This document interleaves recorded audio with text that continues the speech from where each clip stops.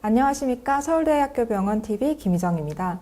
최근 원숭이 두창 확진자가 발생하면서 이것도 코로나처럼 퍼지는 거 아니냐, 팬데믹이 오는 거 아니냐 이렇게 많이 걱정하고 계시는데요.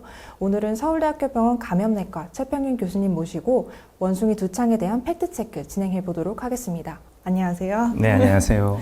코로나 이후에 뵐일 없을 줄 알았는데 또 이렇게 뵙게 되네요. 단도직입적으로 묻겠습니다. 많은 분들이 걱정하고 계시는데 원숭이 두창 안전한가요? 안전이라는 표현이 좀, 그러니까 코로나와는 완전히 다른 질병이기 때문에 코로나처럼 이렇게 전 세계적인 대유행을 일으킬 가능성은 그렇게 높지 않다, 낮다 이렇게 생각합니다. 첫 번째로 그 전파 방식이 상당히 다릅니다. 그러니까 코로나는 전 세계적으로 대유행을 일으킨 가장 큰 이유가 무증상 환자들도 많이 생기고 무증상 환자들도 상당 부분 전파를 하고 증상이 생긴 환자들도 증상이 생기기 이전에 상당수 전파를 하기 때문에 감염된 환자를 찾아서 빨리빨리 찾고 격리를 한다 하더라도 원천적으로 막기가 힘든 질환이었고 그런 관점에서 그래서 전 세계적으로 다 퍼져 나왔던 거죠. 하지만 원숭이 두창은 증상이 생긴 환자애가 증상이 생길 때부터 전파를 보통 하기 때문에 저희가 조기 인지해서 환자를 찾고 접촉자 조사를 한다면 국내에 설사 이렇게 유입이 된다 하더라도 이게 그 지역사회 감염으로 퍼지지 않고 그 케이스로 이렇게 다 막을 수 있는 그런 특성을 가지고 있기 때문에 코로나처럼 대유행을 할 가능성은 낮을 것 같고요. 두 번째는 바이러스 자체가 코로나 바이러스는 이제 RNA 바이러스라고 해서 증식을 하는 과정에서 변이가 훨씬 잘 생길 수 있는 위험이 있는 바이러스지만 원숭이 두창 바이러스는 DNA 바이러스여서 RNA 바이러스보다는 변이가 생길 확률이 좀 더 적기 때문에 이렇게 코로나처럼 빠르게 변이주가 계속 생기면서 유행하는 스트레인이 바뀔 가능성도 낮다. 이 두 가지 측면에서 이게 전 세계적인 대유행으로 갈 가능성은 그렇게 높지 않다 생각합니다. 그럼 이게 보통 감염이 어떻게 이루어질까요? 그 사람에서 사람으로 전파되는 경로는 크게 세 가지 정도, 네 가지까지 생각할 수 있을 것 같아요. 첫 번째는 이게 이제 피부 발진이 생기는 질환이고 피부 발진이 생기면 그 피부 발진 안에 바이러스가 있습니다. 이제 피부 발진이 생겨서 그게 농포가 되고 가피가 되고 이제 이 과정을 거치는데 피부에 나타난 병변이 그런 피부 병변을 사람이 직접 만지거나 이렇게 통해서 전파가 될 수 있고요. 두 번째는 이게 이제 호흡기 이래서도 나올 수도 있습니다. 직접 이 피부 발진은 만지지 않았지만 매우 밀접한 접촉을 하는 경우에는 또 그러한 접촉 과정에서 전파가 될 수 있고요. 그 바이러스가 주변의 의복이나 린넨 뭐 이런 거를 오염시킬 수도 있고 그런 의복이나 오염된 거를 만져서 전파될 수 있고 감염된 산모가 있으면 아기한테 전파되는 수직 감염도 가능한 것으로 되어 있습니다. 이게 원숭이 두창이 공기로도 전파가 될까요? 호흡기 분비물을 통해서 전파가 될 수도 있지만 그게 아주 흔한 건 아닌 걸로 아직까지는 하고 아직 공기 전파가 된다 하더라도 아주 밀접한 접촉을 해야 호흡기를 통한 흡입을 통해서 감염이 되는 걸로 생각은 하고 있습니다. 이론상은 가능할 수는 있습니다. 그리고 일부 영국에서 공기 전파를 했을지도 모르는 의심 사례가 있긴 있었거든요. 메인 코로나처럼 공기 전파가 아주 중요한 전파 경로 이것 때문에 그럴 가능성은 매우 낮습니다. 그러면 아까 말씀해 주셨는데 코로나는 이제 보통 증상이 없어도 감염이 된다고 했는데 원숭이 두창은 증상이 발현된 후에 이제 감염되는 지금까지 나온 자료들로는 원숭이 두창 바이러스는 이제 증상이 발현하는 시점부터 주변으로 전파력이 있다고 생각을 하고 증상이 발현하기 전에는 데이터가 많지는 않지만 전파력은 없을 것으로 많은 전문가들이 추정을 하고 있습니다. 아직까지 그러니까 증상이 없는 시기, 무증상 환자들이 전파했다 이런 증거는 없습니다. 그 원숭이 두창의 주요 증상은 무엇인가요? 이제 모든 바이러스 질환에서 나타날 수 있는 이제 그 감기 몸살 증상이 있는 거죠. 그래서 열나고 오한, 근육통, 그리고 무력감 이런 증상이 나타날 수 있고요. 그리고 이제 특징적인 피부 병변이 생기는 게 이제 두창의 특징입니다. 그러니까 두자가 콩두자에서 유래된 말인데 아무튼 그 좁쌀만한 피부 병변이 이렇게 피부에 나오는 거거든요. 그런 병변이 이제 이렇게 처음에는 그 덩어리처럼 이렇게 빨갛게 불러 올랐다가 그 안에 물집이 잡히고 좀 농포 형태로 이렇게 농이 찬 것처럼 변했다가 딱지가 않고 회복되는 그런 아주 특징적인 피부 병변들이 나타나는 게 특징이고요. 아까 못 물어봤는데 이게 그 코로나는 증상이 없어도 발현이 이렇게 감염이 된다고 했는데 이때 그 코로나는 이제 잠복기가 있잖아요. 네네. 원숭이 두창도 잠복기가 한 어느 정도 될까요? 최대 21일까지 또 잠복기가 있을 수 있고요. 따라서 이제 해외에서 이제 노출이 됐다 하더라도 뭐 검역이나 이럴 때는 증상이 안 생기고 국내에 입국해서 증상이 생길 가능성도 많기 때문에 사실 이런 긴 잠복기를 가지고 있기 때문에 해외에서 좀 유행을 한다면은 국내에 유입될 위험은 좀 더 높다 이렇게 할 수 있는 거죠.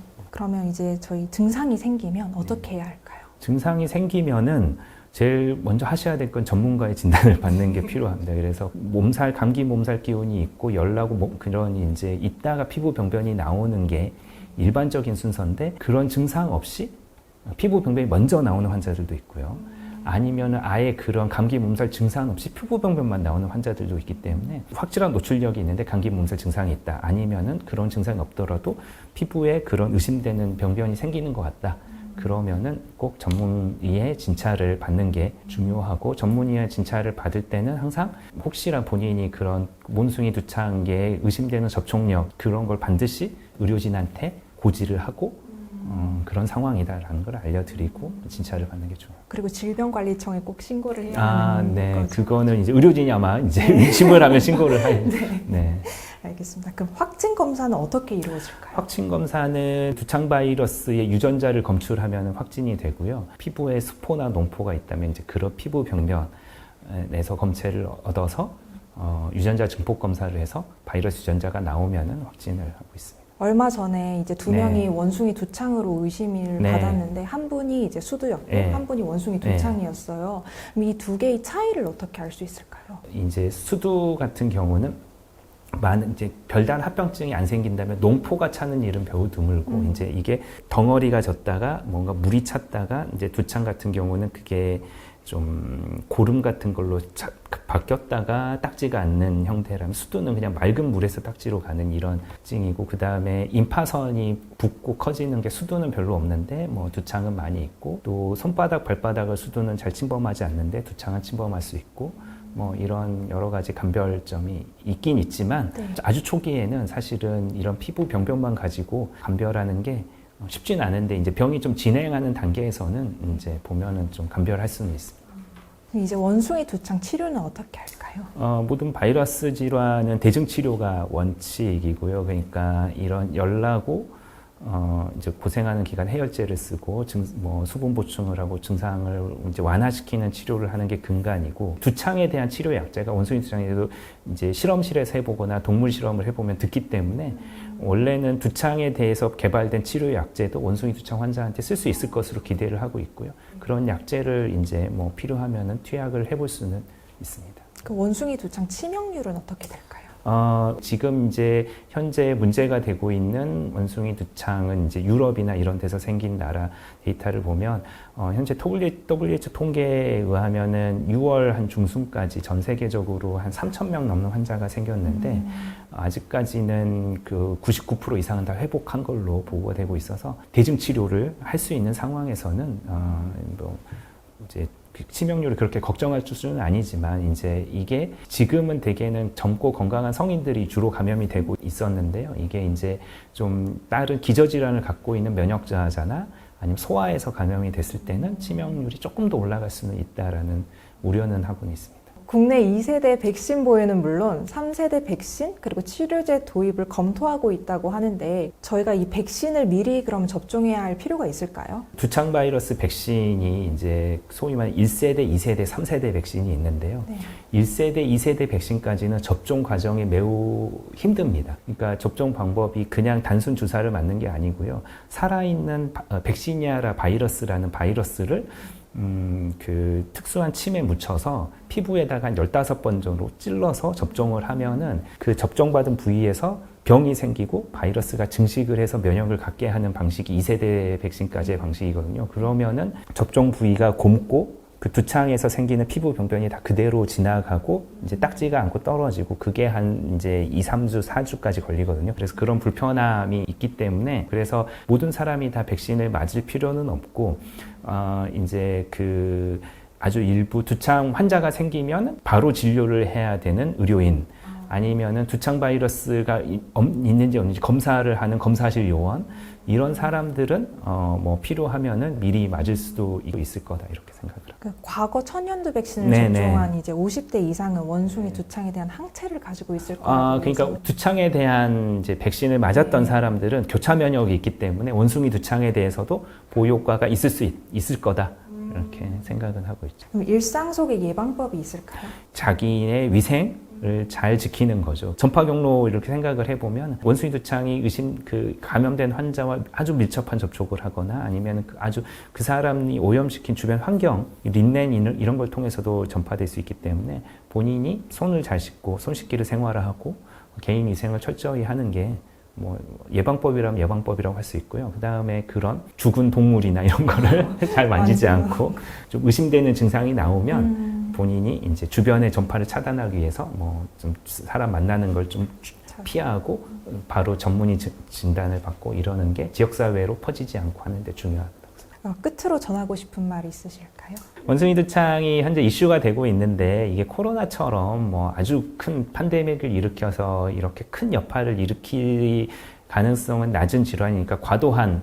불안감이나 이런 거는 안 가지시는 게 좋을 것 같고 본인이 의심이 된다고 하면 이제 적극적으로 관련 기관에 방문을 하셔서 전문의의 진단을 받으시고 주변에 전파시킬 수도 있다라는 생각을 하시면서 조심하는 행동을 하는 게 지역사회에 이런 병의 여파를 줄이는 데 매우 중요하기 때문에 그런 거를 아무튼 생각하고 조심해 주시면 큰 도움이 될 것 같습니다.